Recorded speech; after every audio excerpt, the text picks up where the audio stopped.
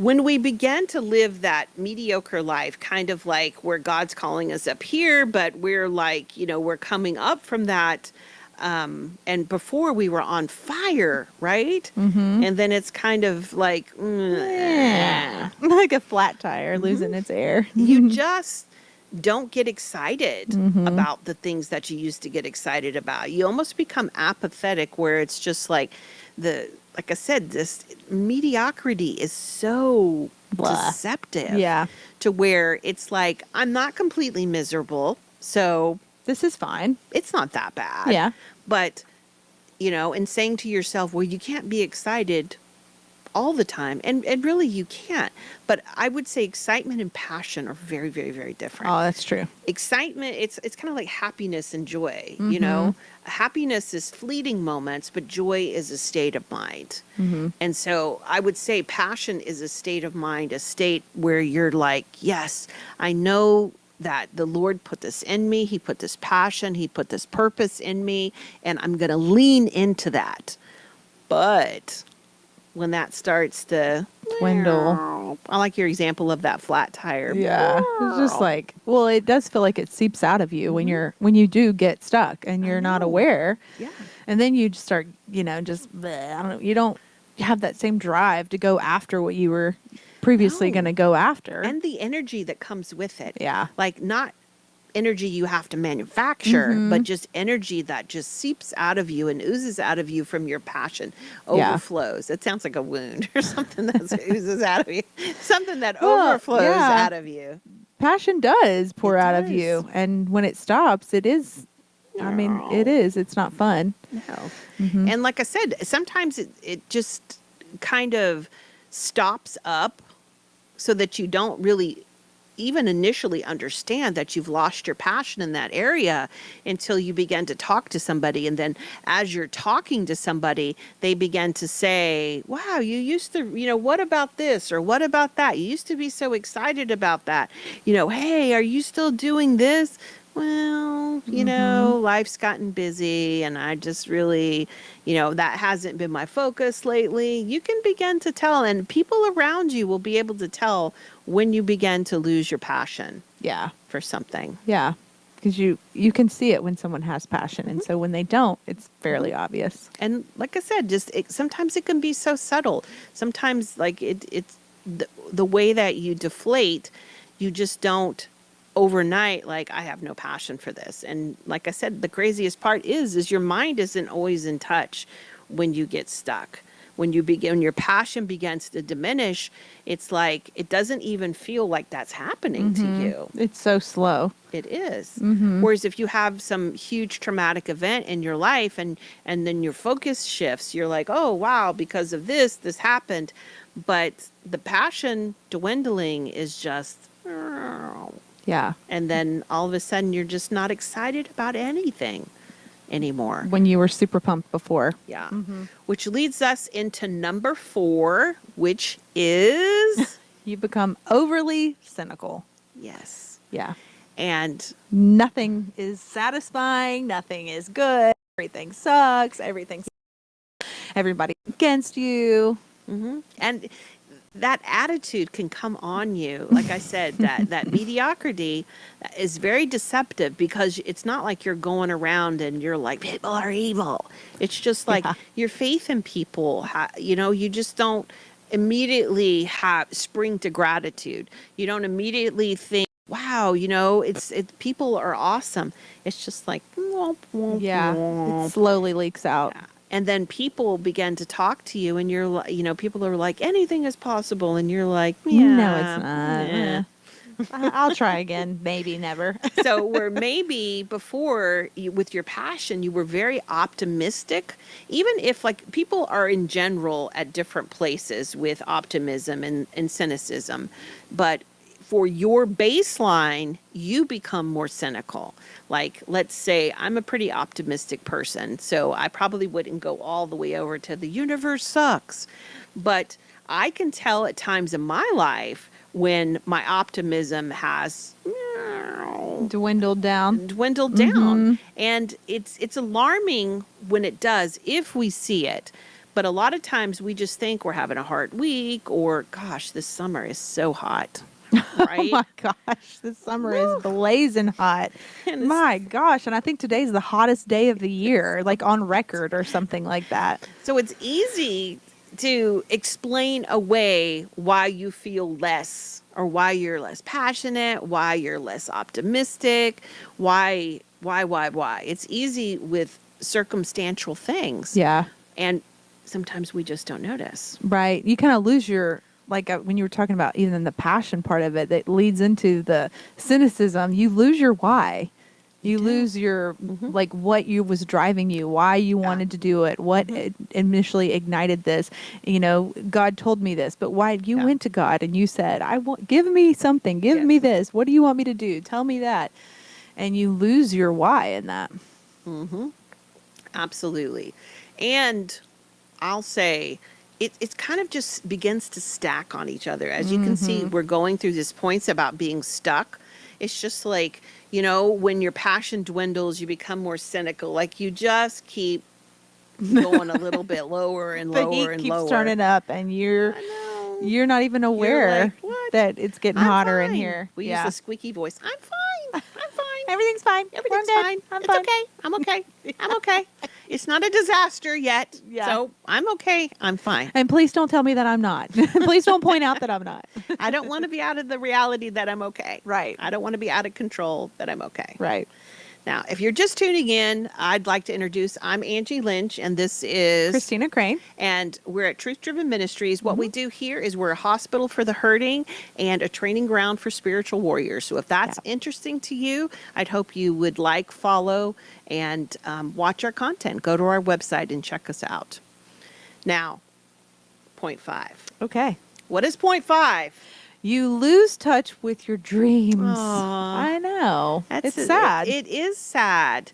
Like I said, we're not talking about like as you go through life, sometimes things unfold and intentionally, thoughtfully, thought-provokingly, like you examine your life and you're like, wow, I think that this is more so where I'm supposed to go than here. We're not talking about that. We're talking about that the enemy comes to kill, steal, and destroy. Right. And he wants your dream. He wants your purpose. He wants absolutely to beat you down, and not beat you down to here. Right. I'll say beat you down so low, you know something's wrong. But if he can steal your passion, have it dwindled, make you a little cynical, and what will happen to your dreams? Well, you'll just live in that that one space that just is like, I'm never going to push for more, and I'm never going to let myself sink down. I'm just going to keep myself right in the middle so that I can't have the abundant life, that I can just have the okay life. Yes. And And like what a way to get you. Man. that's what I'm saying. He's sneaky. It is sneaky and it is terrible. But if you will look at Christians today, what problem do we have? We have a huge problem with getting stuck in mediocrity. Right. Where it's like, well, I'm going to church, or I'm going to do this. I read my Bible. I do this. We have a checklist of what we're doing that makes everything not so bad. But then we wonder why. You know, I don't feel good about my life. I don't, my relationships are like, and, these are the promises of God. And I don't see the promises of God just activated in my life. And we wonder why people are leaving the churches in record numbers now. Because why? Because do we have a problem with mediocrity and getting stuck in there that we're no longer, we don't even know that we're there. So we're no longer reaching for that abundant life. Right. And I'm not saying sell yourself a story of smoke and mirrors and, oh yes, we're fine. We're awesome. I'm talking about truly having abundance in your life, an abundance of joy, an abundance of love that's not based off of circumstances. Because when you have a dream and he's put a dream in your heart, he will do everything to help you fulfill it. It's not, you don't have to get your resources. You don't have to get those connections. He will do it for you. But once you begin to get in a mindset of lack, of mindset of scarcity, then your dream will die Mm-hmm. because you will feel like it's up to you and you're like, well, you know what? I'm going to do this or I'll do this, or you will settle for less Mm-hmm. than your dream, less than the dream that he put in your heart. Yeah, it's that fear again. Oof. It just will And the take you down. wounds. That too. Yeah. Yeah. I can't. Oh, imagine you failed before. I can't fail again. Because then what will it mean? Right? Oh my gosh, then you'll really be a loser. Right. Like And if you fell twice. exactly. And if you're going after a dream, you're going to have some failures along the way. Tons of them. Right? Tons of them. It's so funny, like when we talk about this often here, but when a baby starts walking, Right. like you don't expect for that baby just to get up out of, the crib or from It's 6 crawling and months. just You're supposed to start walking. and Yeah. just walk perfectly. Mhm. We have no expectation of that, but yet we just get our minds so jumbled that we have to be these perfect people. And no, mistakes are how we learned, and we Right. make a lot of them, and it's okay. Yeah. It's okay. But if you don't become comfortable with yourself, if you are stuck, your dream cannot happen when you are stuck. Can Right. it? No. And you've got to take that leap over that next step to get past that, to keep going after your dream and to not let that hope and all that tire go flat. Mm-hmm. You don't want to go to the place where dreams go to die. Gosh, You no. And don't. God doesn't want that for you either. Or he would have never put that in your heart. No. Or even, like I said, we're talking about getting stuck in mediocrity where you just don't even know Right.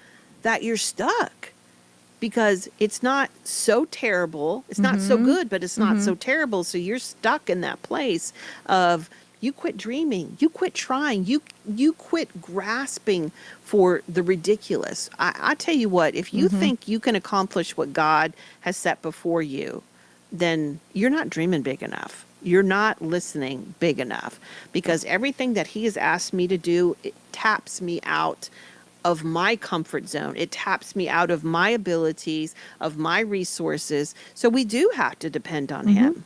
Yes. Yeah. And we think that it's very linear. I'm going to do this, I'm going to do this, I'm going to do this, I'm going to do this, and I'm going to equal that. And when, you do A and B and then C doesn't work out, you're like, oh, this is it. Forget it. Well, I got know. this far. I got to A and B, so know. this is fine. And forget timing and Right. things like that. Mhm. Yeah. And what all is how it's going to line up and when it's going to line up, because you just want it to happen like right now. Yes. So we can get easily stuck in that place of like, well, I tried, or this is good enough, or this is close enough. And how are you going to do your dream if you've lost your passion?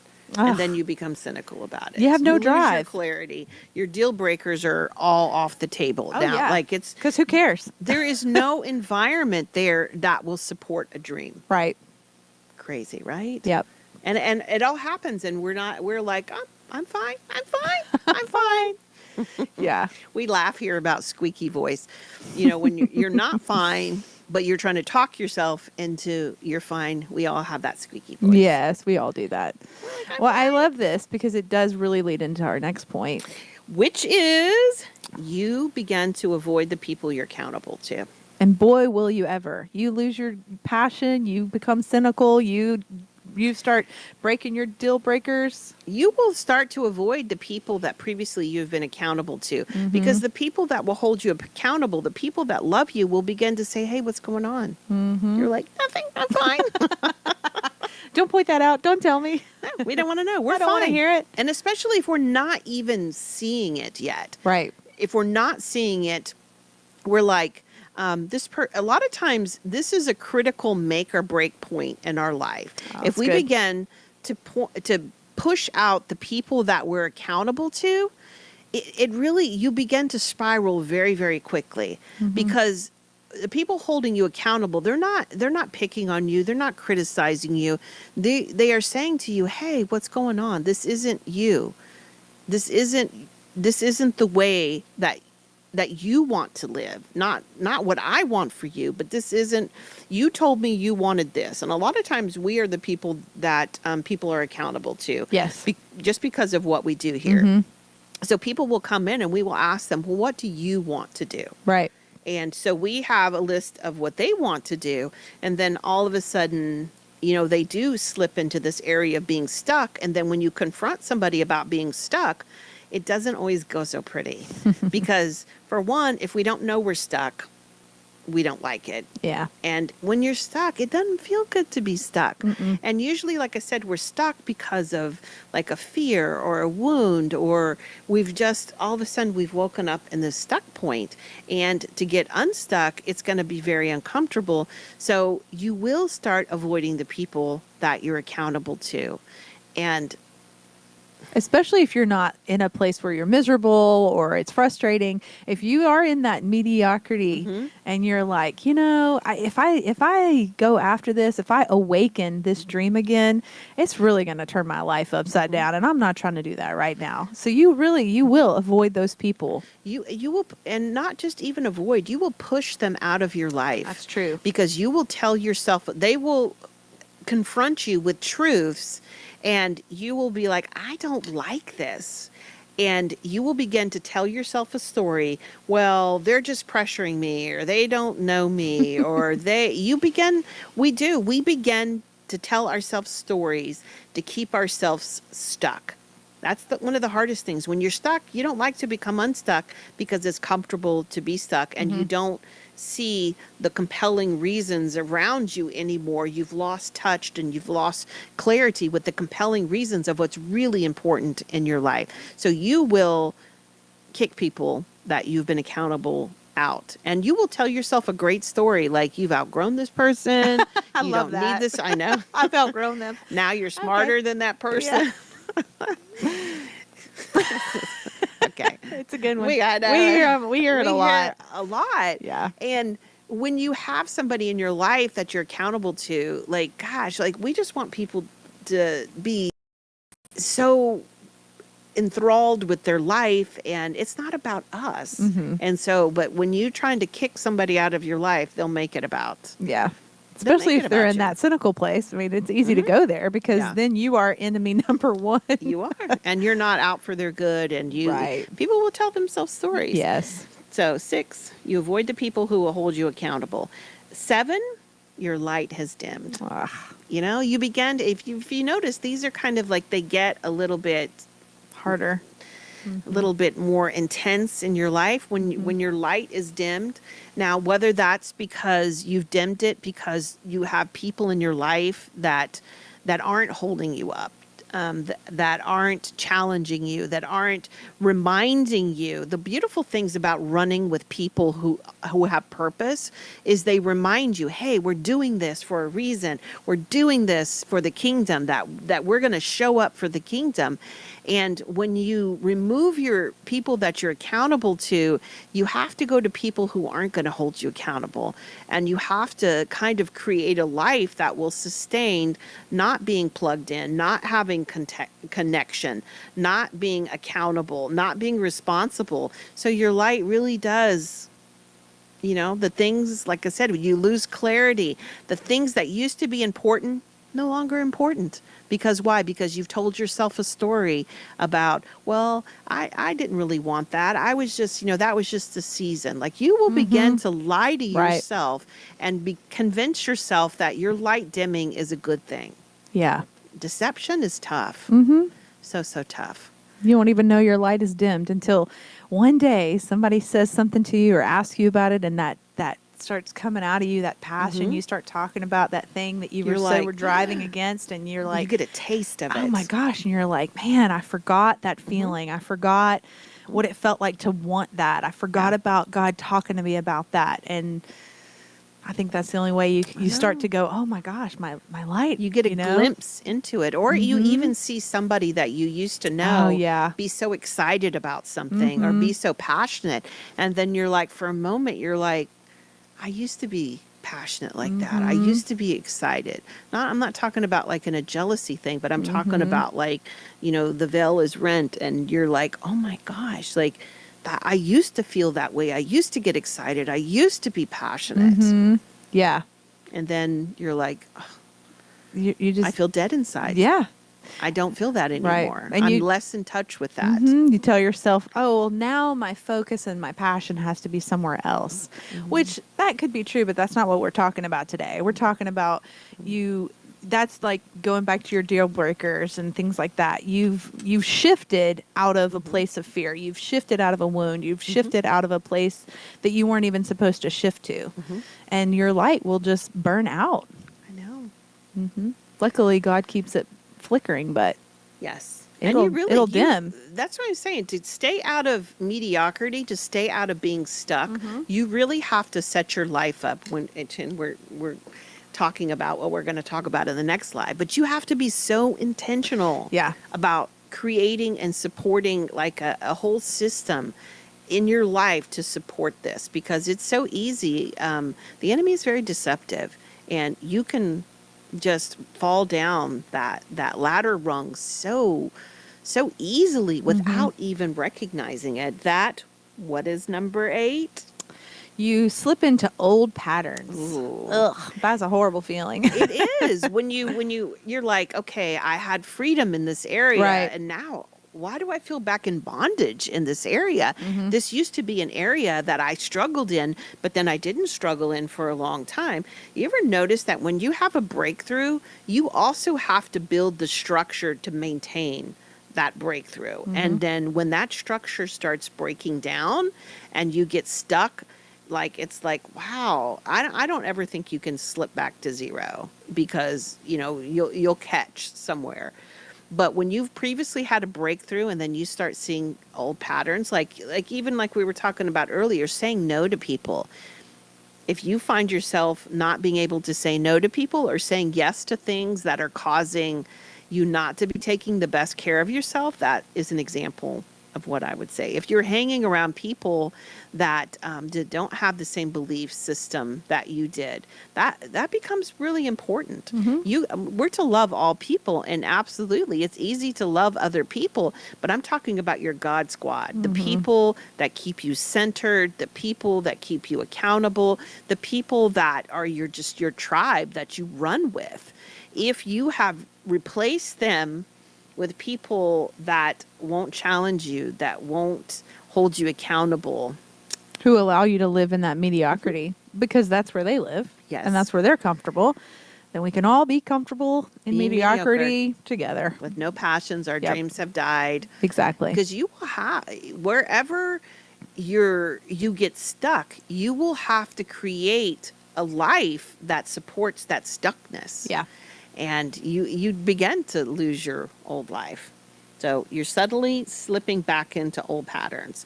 Now, the last one that I want to talk about is, because this is like where you slip, I think, before you can hit and bounce back up. If you have to, hopefully you catch yourself somewhere along there. But you hit this, you begin to recognize that you forget who Jesus called you to be, and you are living below the identity he called you to. And I think when you begin to hit that, and this is basically another way to say that, is when you begin to realize you are living as a lesser version of yourself, and you didn't ever want to get to that point, you begin to start violating your own value system. You begin to do things that are like, God, I'm disappointed in myself, not in a condemning way, but just in a realization way. It's like, man, that's not who I am. I know that they say that the Holy Spirit convicts you of sin, but I believe more accurately, the Holy Spirit convicts you of who you are in your righteousness. And when he convicts us of our righteousness, then it automatically makes us like look at our life and say, that's not who I am. That's not who he created me to be. And in that, we're called back up. Like, if you can get in touch with who he has called you and created you to be, and realize that, wow, I'm living below where he has called me to live right now. It's really, it gets eye-opening. Yeah. And hear me, we all get to these points where we get stuck. And one day when you wake up and you're like, Oops. this is not my life. How did I get here? This is not my Right. life. You can begin to crawl back out of that. Absolutely. Yeah. But not until you hit that point. Yeah. But if- Hopefully you can do it Right. before you get down to that point. You can Right. catch yourself along the way. But that's why it's so important. Why are we talking about, Yep. like a lot of times there's just subtle things in your life where you begin to, kind of like when we started off this live where, are you feeling like you're living like if like you're missing something, like you're meant for more, you're meant, and not in a prideful way, but just in it's like, wow, I'm missing something. I used to have a spark and I don't have that spark. And what happened to that spark?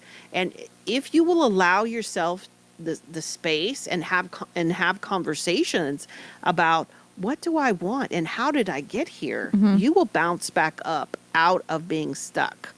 But that's for our next live. Our next one, we're going to talk about how to get unstuck. Yes, and in we have a couple events before then, so we'll meet in person, most of y'all. But if you're a part of the online audience, we will in our next live really address what to do when you're stuck. Now that you know that you're stuck, we always say it's stuck like Chuck. Yeah, man, I'm stuck like Chuck over here. Yeah. If you're stuck, don't worry, because we're not going to leave you hanging. We're going to come back and we're going to talk to you about ways to get unstuck and really ways to stuck proof your life so that you don't have to get there again. Remember, the enemy comes to kill, steal, and destroy. And so if you are not having life and having it more abundantly, something's being stolen from you, don't let that happen, because God's promises are that you can have life and have it more abundantly. Now, I'm going to pray us out. Christina will. We're here doing it solo, so she will be turning the live off. I was going to say, oh, don't finish that. I know. No, I'll be shutting some off of you got what I was about to say. down the but live. Yes, Yeah. we will be disconnecting from the live. Yeah. But so let's pray. I just really would hope, Lord, I just lift everybody up here, Lord, that there is anybody that's stuck, Lord, that you know where they're stuck at and you know how to meet them. Lord, if you have somebody that's just realized that they're stuck today, that they didn't even know that they were stuck, I thank you for your compassion and your gentleness and your mercies that are new every day, that no matter where we're stuck at, Lord, that you see us, that you have not forgotten us, you have not abandoned us, Lord, that we are not alone in this, Lord, that we have you, and we also have a community that we can rely on and depend on. Lord, I just thank you. I thank you that we have position with you to come boldly before the throne and ask questions and get answers, Lord, that you just love to answer questions from your children. In Jesus' name, amen.